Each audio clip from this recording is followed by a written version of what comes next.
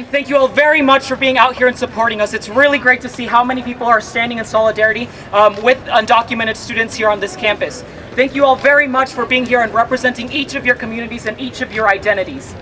I know we were all gathered here as a reaction to the YCT game, and as we've already said many times before, this is not a game because deportation proceedings are a thing that plague undocumented students' lives. We do live in fear of deportation proceedings. It is not just a fleeting moment. This happens daily. That this is ingrained in our minds. We must fight the oppression. We must fight it.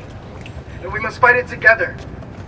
Imagine when the word illegal is used to describe actions and never people.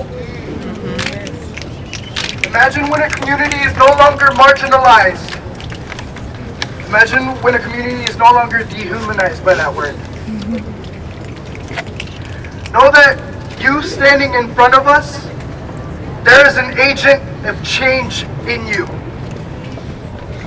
We ask you to come join us, come join the movement.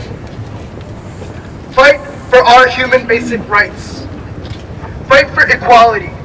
When ULI was founded in 2005, the mission was to provide access to higher education for undocumented immigrants. In 2010, the mission was to push for the passage of the DREAM Act, but when it failed in the Senate by 5 votes, in November of 2012, ULI, along with other organizations across the nation, decided to push for comprehensive immigration reform for 2013 and beyond, because we wanted to focus on helping families as a whole instead of just students. The truth is that there are over 400 undocumented students on campus right now.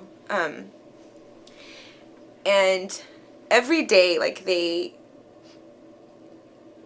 face the fear of their families being deported, and if not themselves. What does being undocumented mean to you? It means a lot of things all at once. But mostly it means that, like, we're giving this challenge that we have to overcome. It definitely makes you a stronger person, but it definitely makes you live with a lot of fear a lot of the times, especially with when you have, like, your family in the same situation. It would be different if it was just you, but, like, if it's your whole family, it's really, really hard. I think most of us don't really realize that we're making history when we're part of this movement, because this is our life and we live it. So it's very interesting to see when people come out and tell us, hey, you're making history. I want to be a part of this. I want to see what's going to happen. Documented or not, todos somos gente. Documented or not, we are all people at the end of the day, and